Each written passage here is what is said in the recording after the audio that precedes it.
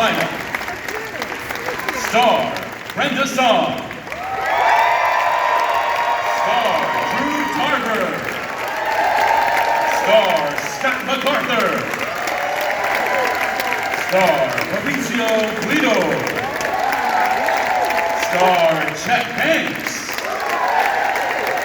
Star Toby Sandeman. Star Greenfield.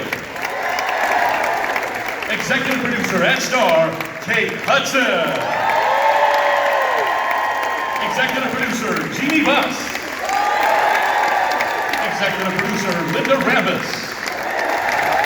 Executive producer Mindy Kaling. Executive producer Stassen. Executive producer Barinholtz. And bringing it all together for you, she's an editor-at-large and host for People Magazine, Jeanie.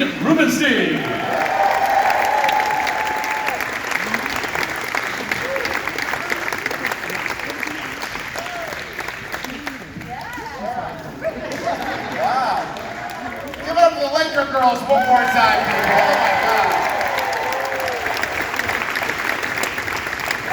Oh my God. Wow. Hi, everyone. This is amazing. I really love it. I did not know the Laker Girls were happening, and I was back there stunned. I didn't also know that my name was going to be announced like that, and it's never happened before, so give me a moment, okay? Thank you, Jason. That was awesome. This is such an awesome event to be at with such a stacked panel. When they told me that it was going to be you guys, I was like, how many? Who? What?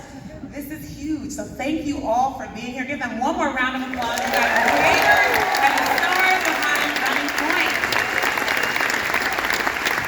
Here we are at the Emmys NYC event for Netflix's Running Point, and when I watched it, I felt like it was a show that was kind of like how the basketball sausage is made, a very particular basketball sausage with like wild, funny family dynamics, there's gender politics, there's just drama, and you guys all bring it together so well. So I want to start with how that sausage even started, okay? And I'm gonna go over to Ike. I'm gonna go all the way down here to you. Just because I'm from Chicago.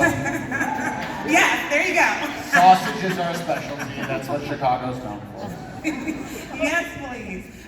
When you look at this show, it seems like one that would take a lot of buy-in from a lot of different people, entities, all these things. So what were some of your challenges with getting a show like this off the ground? And then also, what just fell into place for you?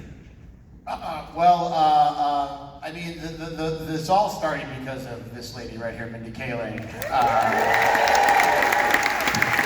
You know, it was Jeanie Bus who approached her, and when Mindy approached Dave and I to make a show about her life, inspired by the life of Jeanie Bus, we could not have said yes fast enough. We love basketball. We love families. We're family guys. We like the show Family Guy. I mean, the challenges I think were making sure that we had we're telling a story about a very specific world and making sure the themes and the characters were universal enough, so even if you're not a basketball fan, you can watch this and enjoy it. And then so many wonderful things fell into place, I think, to get it made. Chief of which, I'll never forget the day we found out Kate Hudson said yes to doing our show. That's something you just don't forget. And once she came aboard, everything happened very fast.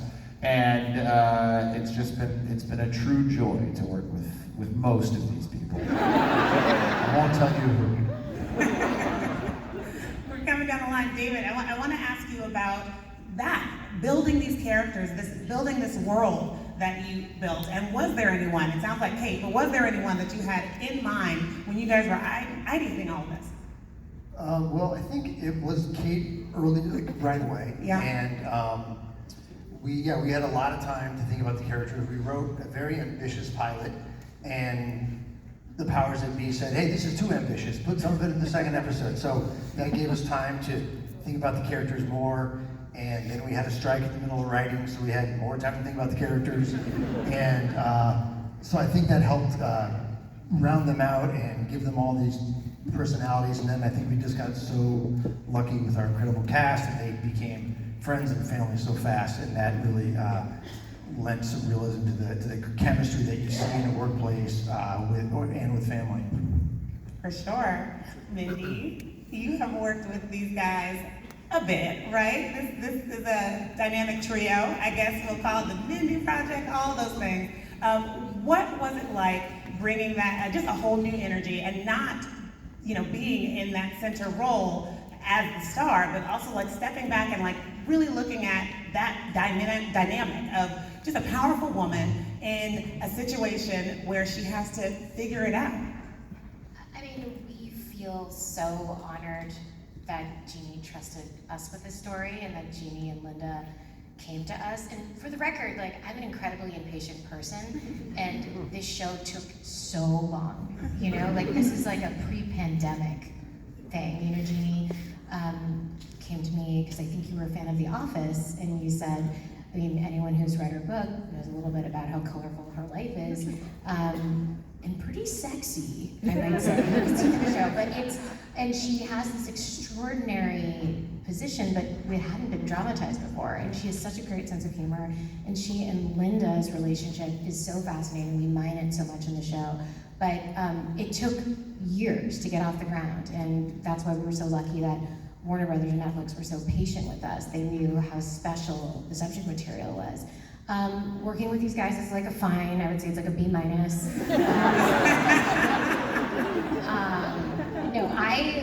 I worked with them. The one thing that was made Ike and Dave so perfect for the project was they were with me on the Mindy project, and they were the on-set writers, which people here will probably know it's very different than being a writer in a writer's room, which is when you're on stage and you're there from 6 a.m. in hair and makeup, and you are like, I'm not sure about this material, just to know that they are really funny, feminists, and want you to shine, look beautiful, and kill, like that's exactly who you want for a show like this. And so that was like a no-brainer. Also, the three of us, while we're very different from each other, we both love extremely heavy meals.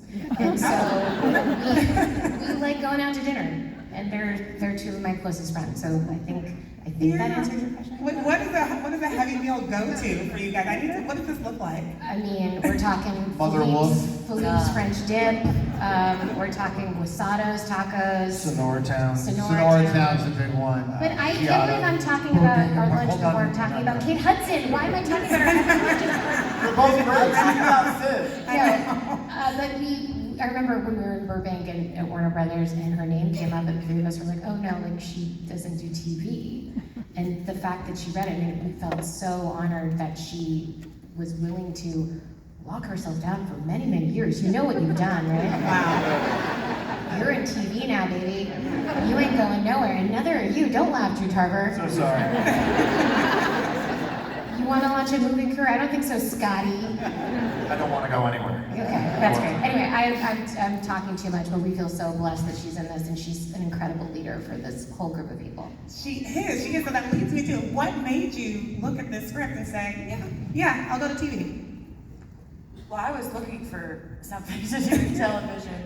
I honestly got sent this like traditional offer, and I remember reading the email, and it was like offer, and then it said in big caps, Mindy Kaling, and immediately I was like, ooh, yes. And then when I read the synopsis, I knew immediately, I was like, oh, I'm gonna do this show, and I hope the script is good.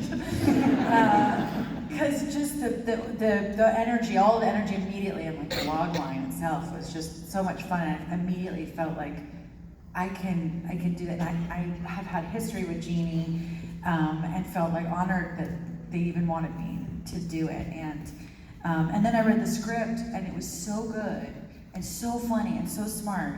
And I remember sitting with Mindy, and I said to Mindy, is this what we're making, or is this gonna like change, you know?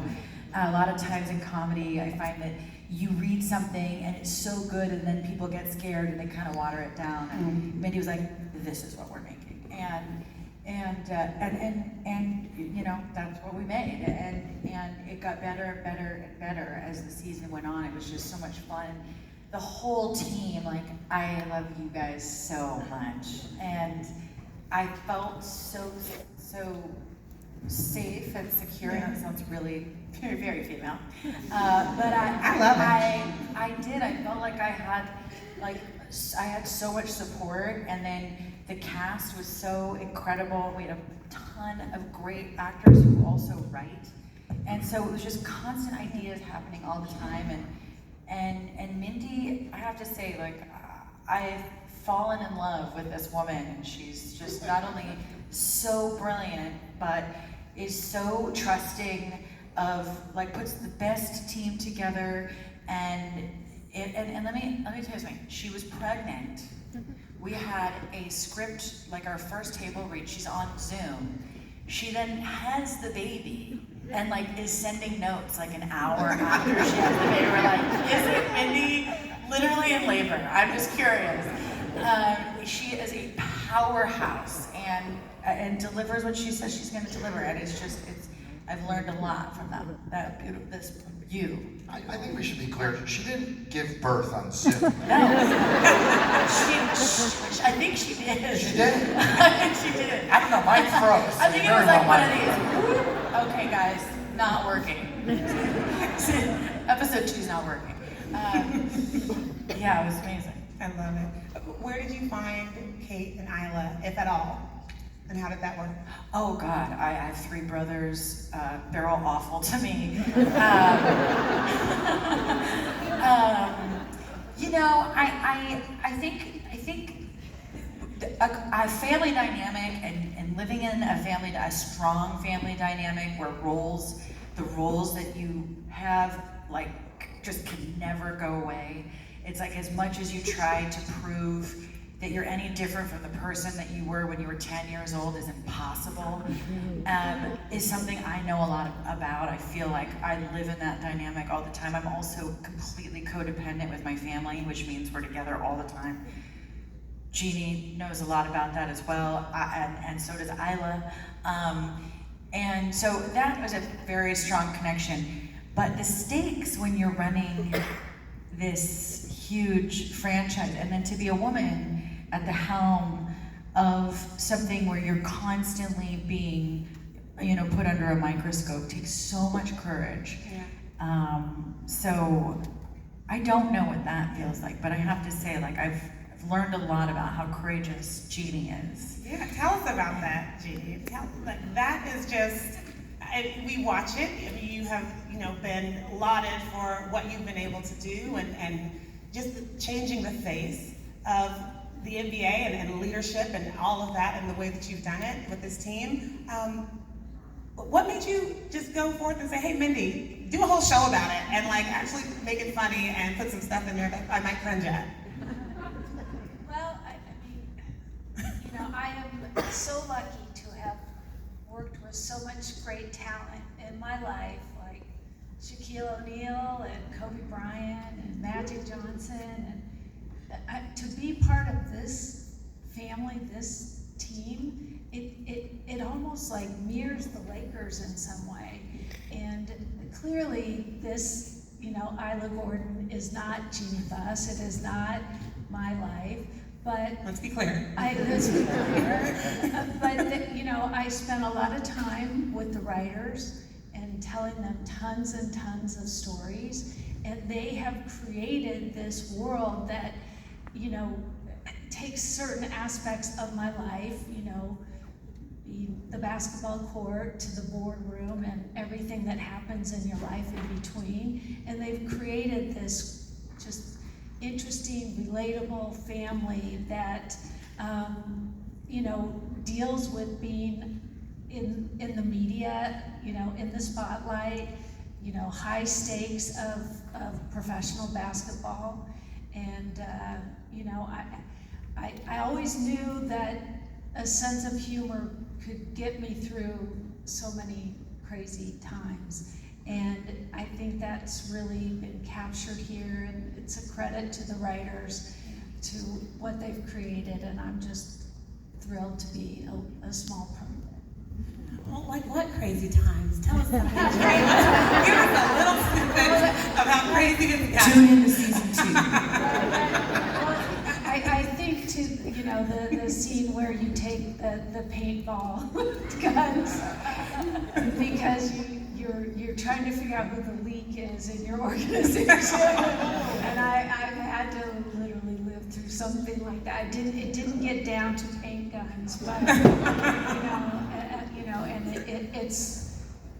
so there's a lot of things that have happened, and maybe I dated the coach for so some of those Zen kind of things. So I think people who are Laker fans can pick up some of the things that are familiar and some of the things that aren't. Just creative license. For sure. And then your relationships behind the scenes too, just in organizing. I want to bring this to you, Linda. We see Isla and Allie and just this bond, but also you give it to her straight in this show. Your character, Brenda plays you. Brenda gives it to Isla straight in the show. What do you feel like is right about your relationship, about your actual lived relationship with Jeanie in the show? Well, first I have to say, who would not want to be friends with Brenda Song? I mean, it's pretty lucky to have that, but I think they really captured the dynamics of our friendship, that we work hard, that we're trying to solve problems, figure things out, we're supportive, we, lean on each other, sometimes probably too many times, but she does have another life where she's at very high level meetings. I'm not there, but at the end of the day, we decompress, we share stories, we idea share, and work things out. And at the end of the day, we're really, blessed to have each other. Yeah. How long has it been? Oh, really? No, that's amazing, though. Yeah, we have to go there. She dated the coach. I married a player. Okay, Going on. Okay. for sure. Well, let's talk about TV You, Brenda, back here. Hi, how are you? How are you? Well, like Isla, Allie was inspired by a true person. So what was your research like when it came to Linda? As a lifelong Laker fan, when I sat down and I chatted with Mindy and Dave, first of all, within 5 minutes, I was like, I will do anything. Do you need a PA? Do you need me to pull cable? What do you need? And when they were explaining me, as a lifelong Laker fan, I knew exactly who Linda Rambis was, because if you know how incredible this woman is and all the things that she does for the organization. And so it was such a deep honor, because this is, I feel like I've worked my entire life for this moment and this project. So I'm living my best life. Like, we are at the Lakers practice. Yes, we are. This is insane. And it's been such an incredible journey, simply because I'm not only surrounded by incredible women that I admire and I respect and that I learn from every day, but I truly want to be like Linda when I grow up. Like, I really do. And we have a lot of things in common that we didn't realize. Like, she has 2 boys, I have 2 boys. Her son actually has this really funny photo of us from the first cast dinner where we were sitting next to each other and both talking to tall men, both with curls and our black jackets, like hands in the air. And her son literally calls me his TV mom, because we are actually quite a lot alike. Shout out to you, Jordan. So it's been such an incredible journey. Yeah. Does she cuss? Like, you cuss in the show? Yes. Yeah. Okay. All right. I've been fortunate enough to be able to sit next to Linda during a game, and it is the best. Okay. I love it. And I wanted to just say that the power of having Brenda Song in your show is, like, if I do any post and like a quarter of her face is in the frame, the Brenda Song hive rises in the comments. They are all over anything related to Brenda Song. They're like, "What you doing next?" And you look at the account and it's like Brenda Song fan at the Philippines. Like, she is so beloved, and we just feel so lucky. Although I will say, when we did have that scene that she was talking about, she's like, "Guys, I'm so excited to meet with you." And we're like, "Oh, this is so nice." She's like, "Because I love Jeanie and Linda so much. I would do anything to do a show with them." And we're like, "All right." Yeah, she's just They're Chicago Bull fans. Come on, let's hear it. listen, it's true, but it still hurt a little bit. I'm gonna move to the middle. I'm coming to you, Chet. Chet Hanks over here. You have said that you are playing almost like an over-exaggerated version of yourself with this role. What did you mean by that? Thank you for asking me that. Because I've been wanting to clear this up for a long time. Okay. Yeah, you know, when I got the audition, the character description was, you know, he's covered in tattoos, he's a wannabe rapper, and he's just a huge liability because of the controversial things he posts on social media. And honestly, I said to myself, well, I don't know how I'm gonna pull this off. Me and this character are nothing alike. I'm really gonna have to get my Daniel Day-Lewis on and get really method with this, you know? Because I've been wanting to say this for a long time. You know, my life has just been a long series of performance art. All that stuff you guys saw was just me preparing for this role. Honestly, I'm the kind of guy who enjoys 19th century French poetry. I really like avocado toast. Yeah, it just feels good to get that off my chest.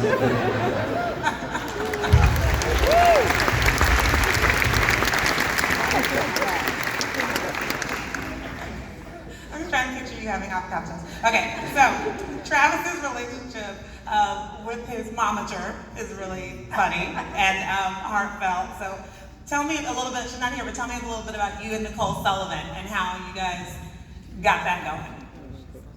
Oh man, I think she's a comedic genius. She came on the set and just like completely owned the space, and I know that's not easy to come on a set like, you know, halfway through the season, or if you haven't been in from the beginning, you know, and just like she's just like a force of nature. So all of those scenes were a lot of fun, and I hope we got more of them for season 2. Fun fact about Nikki Sullivan, she came and shot probably 90% of her scenes. And then she had a horrific leg injury. She broke her leg really bad. So she came back, she's like, hey, I broke my leg really bad. And then David and I were like, oh, her character would have gout. So we just gave her gout. It was great. We were just like, oh, no problem, you have gout, it's cool. You don't need help, but you have gout, it's fine. Wow. Drew, coming to you. Sandy, he wants to do the right thing. He thinks he's doing the right thing, right? And you've avoided all of the drama and the scandals that your siblings have. Like, it should be you. But you go behind Isla's back. Your character goes behind Isla's back. How did you kind of navigate being, you know, the upstanding, the right one who's doing everything he's supposed to do, but also just having that kind of same engine in you to like get that lead spot? Yeah, I think, you know, Sandy is really tightly gripping his life. He tried to do everything correct. You know, he went to school, his siblings didn't. He seems like he's going to be the next in line. And I think the more he holds on to everything and the tighter he grips his life, the worse it goes for him. And I think, you know, he's trying to do the right thing, but it just gets the best of him. Yeah. So I think I just kind of, you know, tried to, you know, he's been overlooked by his family. He probably wasn't the best at basketball. You know, even as I'm out here on this court, I'm nervous in my bones. I feel like I'm in high school and everybody's like, shoot, shoot! And I'm like, it won't go in! Take me out! I I want to be on the bench. I'm a little tall, but I don't do this good. So I think, like he has a lot of pent-up energy in him, and he's trying to sort of make his voice heard, and it leads him down sort of an evil path with his sister. Yeah. And you're no stranger to the familial stuff, the sibling, right? That is coming up under this like famous family. The other two that you did so great in. Thank you. Other two fans out there. What was different? What was the nuance with this? Yeah, obviously I'm, playing another evil gay sibling. Don't know why people keep thinking I'm good at this. But I think Sandy has a little more agency, than Carrie Dubek had. Maybe Carrie Dubek was good in Night Nurse and Wind Weaver, but I think, Sandy is really good at his job. And I think he,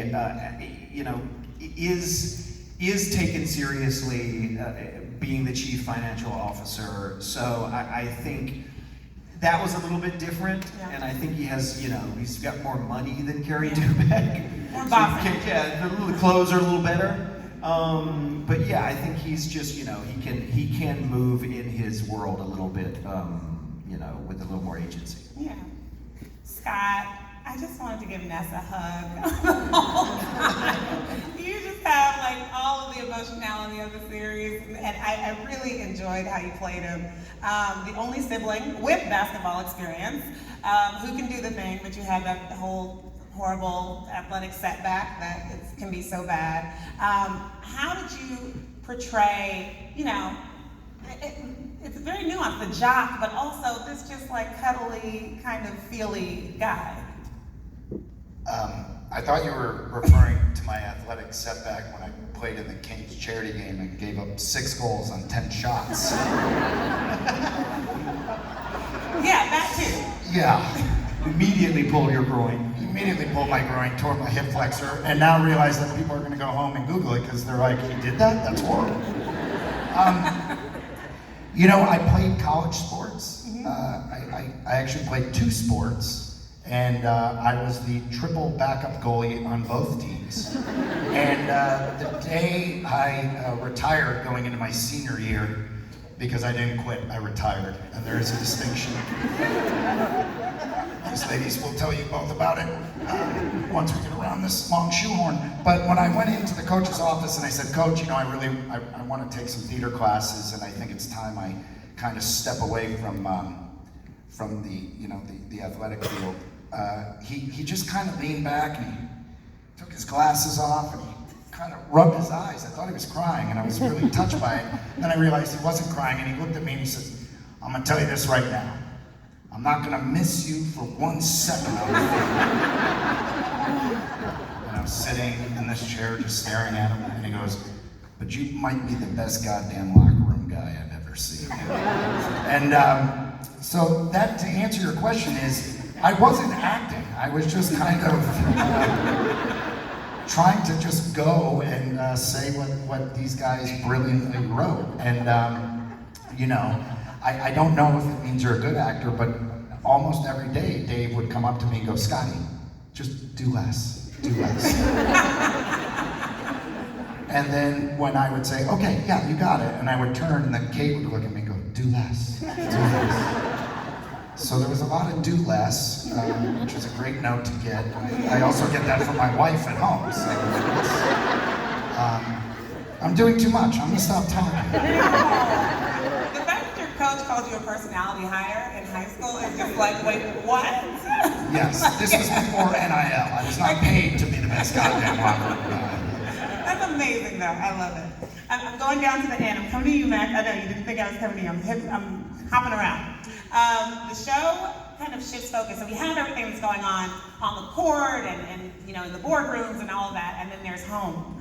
And you play this romantic lead, but it's not, the center thing going on here. It's off to the side, and you guys have some very interesting dynamics. I don't want to give it away. For those who haven't seen the whole thing, I have. It's so good.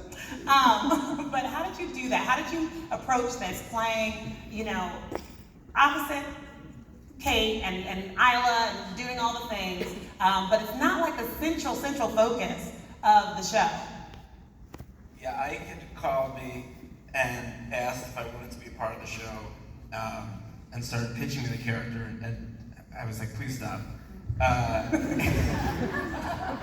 love Ike. He's a friend. Dave's a good friend. I'd worked with Mindy before. At that point, I was already in. Yeah. And then he told me that the Lakers were involved, and Jeanie and Linda were producing the show, and I was like, this could be the coolest job ever. And then they told me Kate was playing the lead and sort of, you know, a version of Jeanie, and I thought, I can't believe I can't, like, don't act too excited because that means they're gonna offer it to somebody else.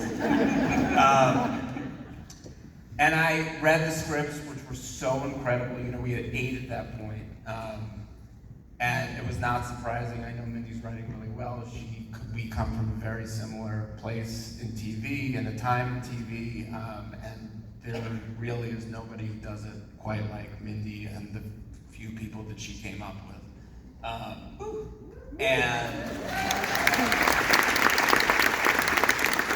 And I said my best, you know, the thing I can do best to serve these scripts and the story and Kate is to be, you know, a believable love interest and fiance to Kate Hudson. And I thought, oh, that'll be interesting. And I didn't know Kate, and then I showed up on set and I was like, I think I know how to do this. And I met Kate and I saw like how dynamic she is and strong she is, and how intentional she is with everything she brings to the role and what she's doing.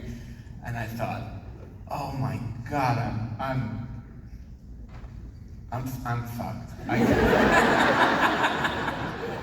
And I was so scared, and just held on for dear life for 10 episodes.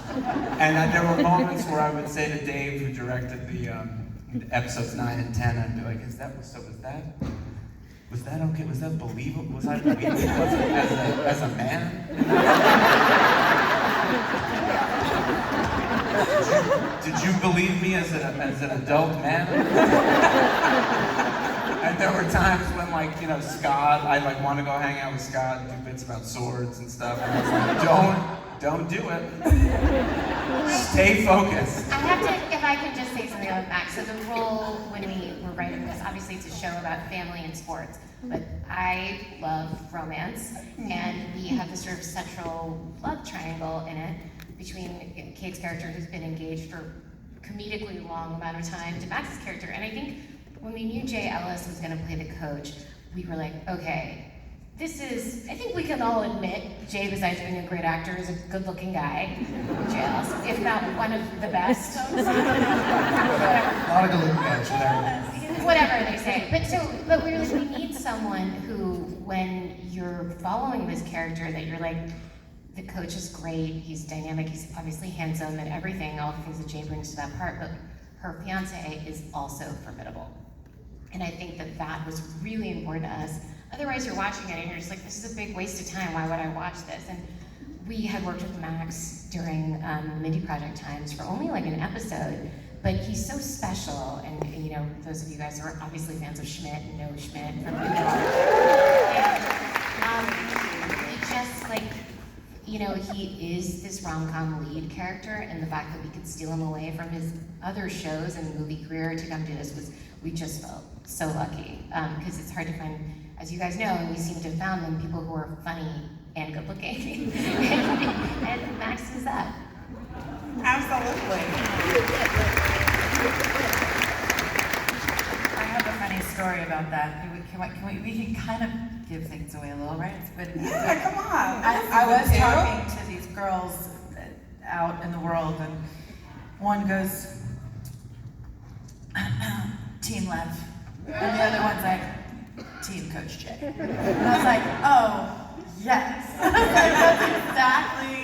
That's exactly what you're saying. It translated to these girls, and I thought that was the best thing. Yeah. Okay. Gwyneth Paltrow. It's Gwyneth Paltrow was one of the friends. It was Gwyneth, yeah. Well, there we go.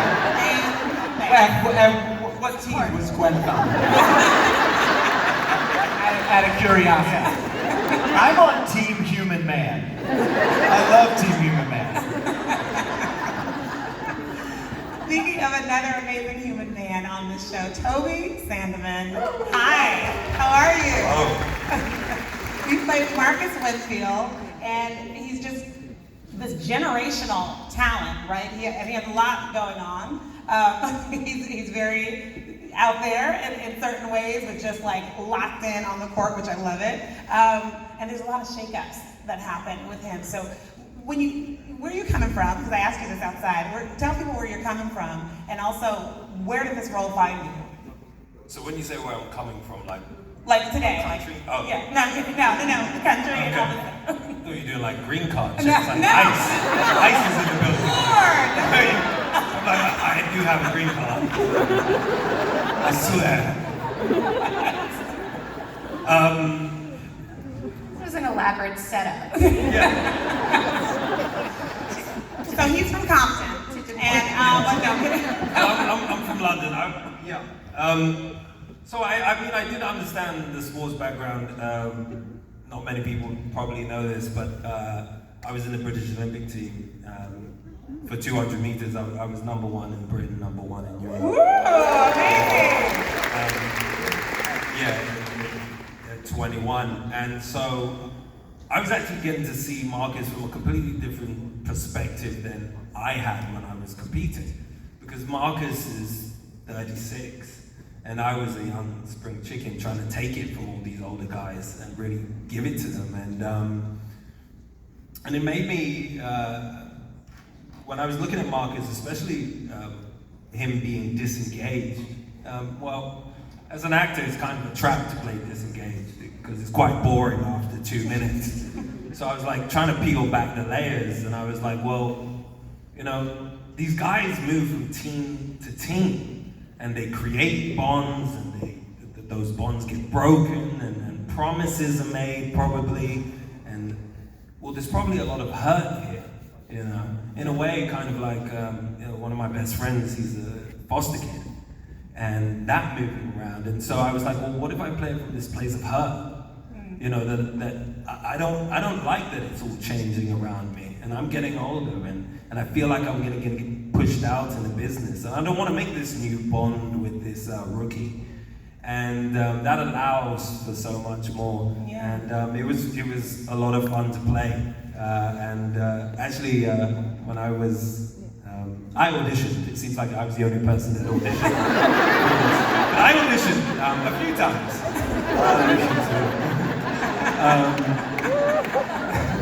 But it was wonderful, and when I got the list of actors, I have to say that Chet Hanks was a huge pull, because I'd actually been watching all of that research he'd been doing. And I was like, my God, if I'm in a scene with him, he's just gonna do shit that's gonna be amazing. So. It was a lot of fun to do this. Well, we saw Toby's audition tape, and we're like, God, this guy's really great. He's really got a great look, and we brought it into the writer's room and we played it. And one of our writer producers, Grace Edwards, the second he started talking, she just stood up and saluted. And we're like, I think we found our market.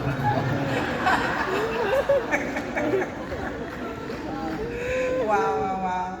Well, come on, we have to talk to our wonderful friend Fabrizio, who's here, who plays such a great role in this show.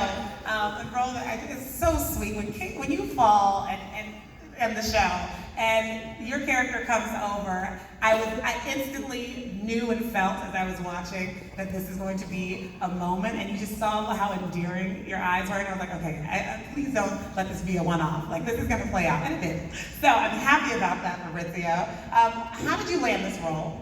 And what did you do when you saw how stacked this cast was? My process was, I auditioned for the role. I self-taped, I sent it in, and I was really excited because I felt like I understood the character right away and what it needed. And I was like, I want to put my best foot forward. I want to showcase what I can do with this. And I remember they were like, yo, they love you, like they want to bring you back for a session or something like that. And I was like, cool. And then I went to bed and I woke up and my DMs were flooded with like this open casting call for Jackie Brown. And I was like, Mindy, dude. I thought we were tied. But I was like, no. I was like, you know what? Let's get it. Like, perfect. Let's go up against the world. I still felt really confident, and we had this a great, like, another 2 Zoom sessions. And before I knew it, they reached out. They were like, hey, Fab, they always loved you. Like, it's like really. And then I got the role. I saw who I'd be working with. I was super excited, and then you get to meet everybody in person, and it's just so much better, which is the best, dude. Yeah. Because you never know. Yeah. you never know. But what is that sibling dynamic like that you guys created, both on screen, and what does it look like off screen? Because the vibes are good. I saw you guys back there. The vibes are very good with this cast. So how did you create that sibling dynamic? You come into the fold late, of course, but how did you just set that tone? And then also, what is it like when the cameras are off with the siblings? So I think the cool thing is, like, I'm actually an only child. I grew up like alone, right? Well, with my parents, not with them. I have parents, but Even now, when you talk, I start crying. I felt like my best kind of approach to this was, because Jackie's was an only child until Jackie wasn't an only child, you know what I mean? So like, I always wanted it to be like, I'm getting to know them every single day. It's kind of mimicking what Jackie's going through in this process. So it was that. I mean, they're super funny. I say this all the time, like, I find myself talking way less when I'm with them, not just because Scotty talks a lot, but like, I love to listen. I love to listen, Scott. You have to do less. Wait. You have to do less. Guys, my mother met Scott once. And she came back to me and she goes, oh my God, Scotty talks so much.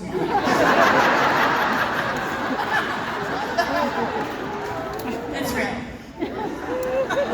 Okay. I don't know if you know who Goldie Hawn is, but you kind of got to carry the ball. Snooze fest for sure.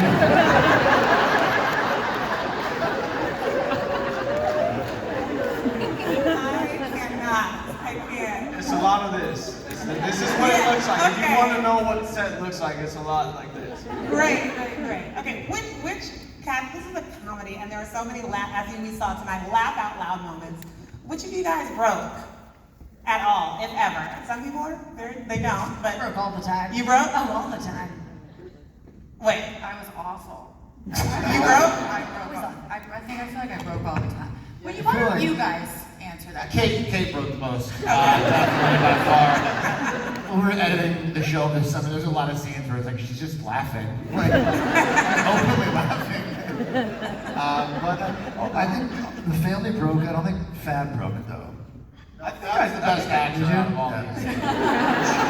I think I did break, and I can't say it's tough because you can't be like, yeah, like Scotty made me break, and then Drew's like, fuck, I gotta do better this season. Like, this is an ego thing, you know? These three never broke. Pros. This side. That's because I take my work very seriously. It's also because the American humor is so different, I didn't know it was a joke. I was like, oh shit. Like, Toby, it's a joke there, like, hit it. And I'm like, go ahead. One person who isn't here, who is like, I went to set, I gave birth and then we started shooting this. So I came in after a couple weeks, and I remember we were shooting a scene with Justin Thoreau, our friend Justin Thoreau, who's so funny on the show. Yes, give it up for Justin, for sure. And I only came for like 2 scenes before I went home, but I remember it was a scene when he was in the hospital bed, and I was laughing so much that Ike was like, you have to shut the fuck up at Video Village, because I was laughing too much. And so he's like, what I love about Justin, and at least bringing him up, is what I felt like when he enters the family, you know, and also he has like the Justin Thoreau aura, you know, New York Justin Thoreau and all the stuff that goes along with it. But when he enters the family, I feel like his energy changes your guys' energy. enters with his scarf on. Yeah. The scarf work is very tough to keep it together. His scarf work. He was wearing like a Lenny Kravitz scarf. Yeah. That was his idea. So big. It was his idea. It's I think it's like a blanket, a repurposed blanket. so comprehensive, the scarf. I will say, because Mindy had just given birth, she was there for the Justin Thoreau hospital scene. And then 2 weeks later, you came back to set, and it was the scene where Jay Ellis is doing pull-ups with his shirt off. Yeah. And I remember What are you trying to say? after the first take, we're all sitting there and it's quiet, and then Mindy just turns around to all of us and goes, I didn't know we were doing the pull-ups. It looks bad. You're like, why aren't you here for like a angry fight between me and Drew? Like, why are you picking these scenes with only certain? I get it, Jay Ellis gets me going, okay? Well, speaking of that, I want to ask all of you, if you had to trade places with a different character in the show, who would you pick? All the stars. I'll be the lead. I'll do it. I'll do it.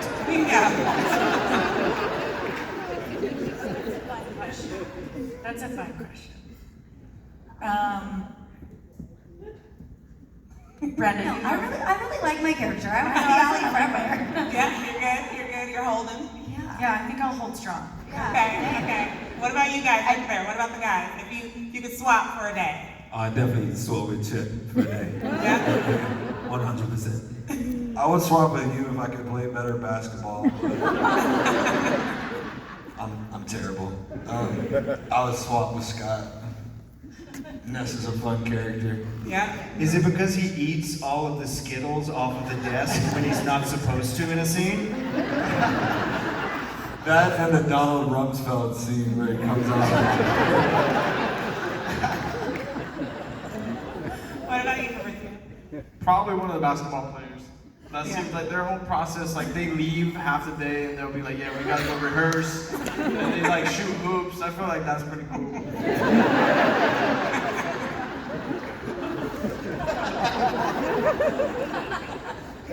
Hi, I'm Dave. I'm coming to you for this one. Any NBA basketball player that you could cast for the show, like real life one? You could just bring them on in. Don't get us in trouble for tampering. Okay.